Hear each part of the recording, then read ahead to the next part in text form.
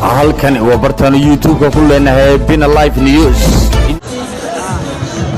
baldegyo waaweyn ayaa ka socda caasimadda Jamhuuriyadda Soomaaliland ee Hargeysa 26 Juun 1962 sanad guuradii ka soo wareegtay muddo haatan laga joogo 62 sanadood. Shacabka Soomaaliland ayaa u dabaaldegaya sanad guuradaasi 62 ka soo wareegtay maalintii xorriyadda Soomaaliland. Haddaba aanu yaro daawano muuqaal